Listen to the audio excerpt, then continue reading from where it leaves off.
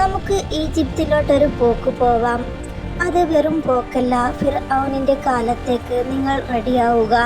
ഈ വീഡിയോയിൽ കാണുന്ന വ്യക്തികളോ കഥയുമായിട്ട് യാതൊരു ബന്ധവുമില്ല. കഥയെ ആസ്വദിക്കാനായിട്ട് ചില രൂപങ്ങൾ മാത്രം സൃഷ്ടിച്ചതാണ്. അഹങ്കാരത്തിൻ്റെ ആകെത്തുകയായ ഫിർഔൻ, ഈജിപ്തിൻ്റെ സർവാധിപൻ, വിശപ്പടക്കാനുള്ള ആഹാരത്തിന് വകയില്ലാത്തതിനും അയാൾ എങ്ങനെ രാജാവായി?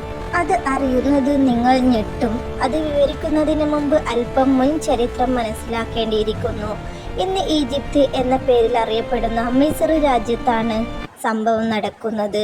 അവിടെ അക്കാലത്ത് 2 വിഭാഗങ്ങൾ ഉണ്ടായിരുന്നു. ഒന്ന് നൂഹ് നബി അലൈഹിസ്സലാമിൻ്റെ പരമ്പരയിൽപ്പെട്ട അമാലിക വർഗക്കാർ, മറ്റൊന്ന് ഗിബ്തികൾ.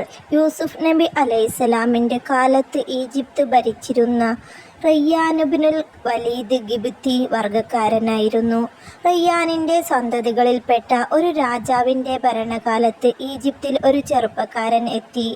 തൻ്റെ സ്വതസിദ്ധമായ സംഭാഷണ ശൈലി കൊണ്ട് ആരെയും വശത്താക്കാനുള്ള കഴിവ് അയാൾക്കുണ്ടായിരുന്നു. ഈജിപ്തിലെ കുഷ്ഹാന എന്ന സ്ഥലത്ത് വെച്ച് അവിടെ നാട്ടുപ്രമാണിയായ ഹമാനെ ആ യുവാവ് പരിചയപ്പെട്ടു. ദിവസങ്ങൾക്കകം അവർ ആത്മസുഹൃത്തുക്കളായി. ഹമാൻ രാജസദസ്സിൽ അത്യുന്നത സ്ഥാനമുണ്ടായിരുന്നു. ആ സ്ഥാനം ഉപയോഗപ്പെടുത്തി രാജാവുമായി പരിചയപ്പെടാനും അയാൾക്ക് കഴിഞ്ഞു. അങ്ങനെയിരിക്കെ ഒരു ദിവസം ആ യുവാവ് രാജസന്നിധിയിൽ വന്ന് വളരെ താഴ്മയോടുകൂടി ഉണർത്തിച്ചു, തിരുമേനി, അടിയൻ ഈ രാജ്യത്ത് വന്നിട്ട് നാളുകൾ ഏറെയായി. മറ്റുള്ളവരുടെ ഔദാര്യത്തിൽ തണലിൽ എത്ര നാളാണിങ്ങനെ ജീവിക്കുന്നത്? നിങ്ങൾക്ക് എന്താണ് ആവശ്യം? രാജാവ് ചോദിച്ചു. യുവാവ് ഒരു തൊഴിൽ, ജീവിക്കാൻ വേണ്ടി മാത്രം. രാജാവ്, എന്ത് തൊഴിൽ നിങ്ങൾക്ക് കാക്ഷിക്കുന്നത്? യുവാവ് പറഞ്ഞു, വളരെ നിസ്സാരമായ തൊഴിൽ. ഇവിടത്തെ മക്ബറ, ശ്മശാനം കാവലിന് എന്നെ ഏൽപ്പിച്ചാൽ മതി. രാജാവ്, ശരി, സമ്മതിച്ചിരിക്കുന്നു. ഇന്നു മുതൽ നിങ്ങൾ രാജ്യത്തിൻ്റെ മക്ബറ സൂക്ഷിപ്പുകാരനാണ്. ദുഷ്ടന്മാർ പന പോലെ വളർന്നു തുടങ്ങി. ആദ്യം സൗമ്യനായി കണ്ട യുവാവിൻ്റെ തനിനിറം പുറത്ത് ചാടി തുടങ്ങുകയായിരുന്നു. ശ്മശാനത്തിൽ കബറടക്കാൻ വേണ്ടി കൊണ്ടുവരുന്ന മയ്യത്തുകൾക്ക് അയാൾ നികുതി വസൂലമാക്കുവാൻ തുടങ്ങി. ആദ്യം ചെറിയ സംഖ്യ, പിന്നീട് അതൊരു ബിസിനസ്സായി. പലരിൽ നിന്നും ഭീമമായ സംഖ്യ തന്നെ അയാൾ ആവശ്യപ്പെട്ടു. അങ്ങനെ ശ്മശാനം കാക്കുന്നത് അയാൾക്കൊരു വലിയ വരുമാന മാർഗമായി തീർന്നു. ആ ഇടക്കാണ് നാട്ടിൽ ഭയാനകമായൊരു പകർച്ചവ്യാധി പടർന്നു പിടിച്ചത്. ദൈനംദിനം ആയിരക്കണക്കിന് ആളുകൾ മരിച്ചു വീഴാൻ തുടങ്ങി. മയ്യത്തുകൾ കൊണ്ട് ശ്മശാനത്തിലേക്കുള്ള ഘോഷയാത്ര നിത്യസംഭവമായി തീർന്നു.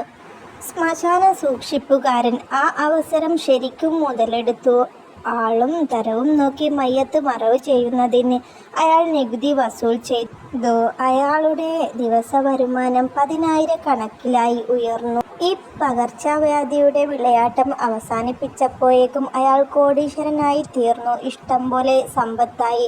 ഇനി ജനങ്ങളുടെ മേൽ തനിക്ക് അധികാരം ലഭിക്കണം. അതായിരുന്നു പിന്നീട് അയാൾക്കുള്ള ചിന്ത.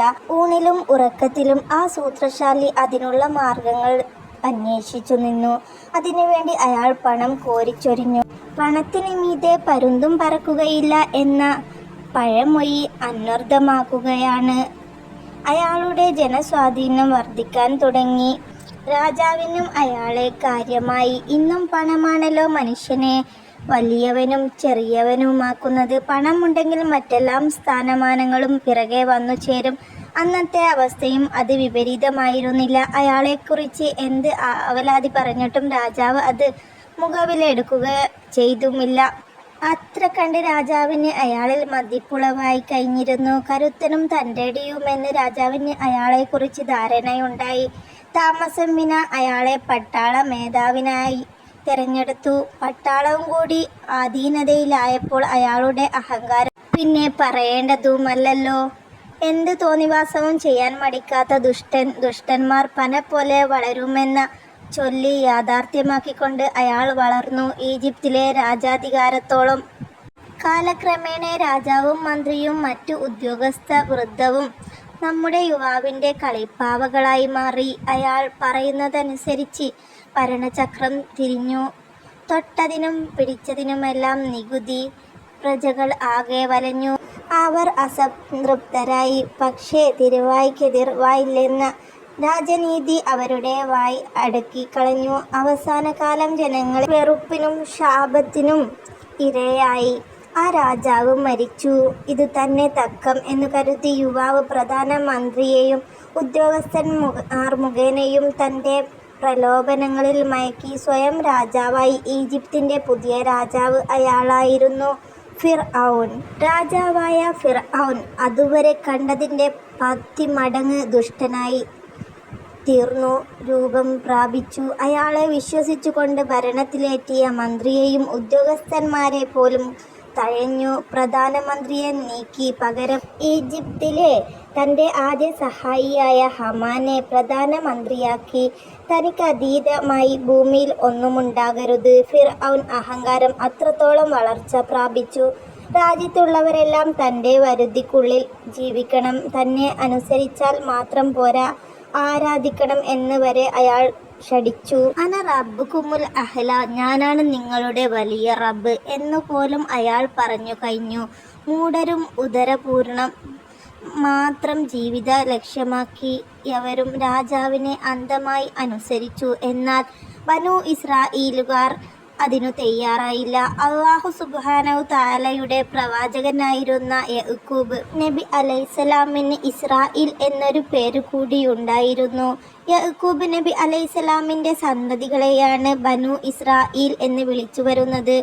യൂസുഫ് നബി അലൈഹിസ്സലാമിന് ഈജിപ്തിലെ രാജാവായതിനു ശേഷം യഅ്കൂബ് നബി അലൈഹിസ്സലാമും സന്തതികളും ഷാമിലെ സിറിയയിൽ നിന്നും അവിടെ വന്നു കുടിയേറി പാർത്തിരുന്നു. രാജാവ് രാജാവായാൽ മതി, ഇലാഹാകാൻ വരേണ്ട, അതായിരുന്നു ബനൂ ഇസ്രായേലിയരുടെ വാദം. പ്രവാചക സന്തതികളിൽപ്പെട്ട അവർ സർവ്വലോക സംരക്ഷകനായ അല്ലാഹു സുബ്ഹാനഹു തആലയുടെ മാത്രം ആരാധിച്ചു. അവരുടെ എല്ലാ കാര്യങ്ങളും റബ്ബുൽ ആലമീനായ തമ്പുരാനിൽ ഭാരമേൽപ്പിച്ചു. ഫിർഔനിൻ്റെ അനധികൃതമായ ആജ്ഞകൾ സ്വീകരിക്കാൻ അവർ തയ്യാറായില്ല. അത് രാജാവിനെ രോഷകുലനാക്കി. എന്ത്, എന്നെ ധിക്കരിക്കുകയോ? ഇല്ല, ഇതൊരിക്കലും പൊറുപ്പിച്ചു കൊടുക്കുകയില്ല. പിന്നീട് അങ്ങോട്ട് നീക്കം മർദ്ദനത്തിലൂടെയായിരുന്നു. ബനൂ ഇസ്രായേൽക്കാരെ രാജാവ് കഠിനമായി മർദ്ദിച്ചു. ചിലരെ നാടുകടത്തി. മറ്റു ചിലർക്ക് മരണശിക്ഷ പോലും നൽകാൻ ആ കബാലികൻ മടിച്ചില്ല. ഇസ്രായേൽ സന്തതികളെ കൊണ്ട് അയാൾ അടിമകളെപ്പോലെ വേല ചെയ്യിച്ചു. ഇല്ലാത്ത കുറ്റങ്ങൾ ആരോപിച്ച് കാരാഗൃഹത്തിലടച്ചു. അങ്ങനെ ആ ഭീകരഭരണം തുടർന്നു കൊണ്ടിരുന്നു. ഇതിൻ്റെ ബാക്കി ഇൻഷാ അല്ലാഹ് അടുത്ത വീഡിയോയിൽ ഉണ്ടാവും. ഈ വീഡിയോ നിങ്ങൾക്ക് ഇഷ്ടപ്പെട്ടെങ്കിൽ നിങ്ങൾ സബ്സ്ക്രൈബ് ചെയ്യുക. ഫിർഔനിൻ്റെ ബാക്കിയുള്ള ജീവിതവും മൂസാ നബിയുടെ വരവും നമുക്ക് കാത്തിരുന്ന് കാണാം.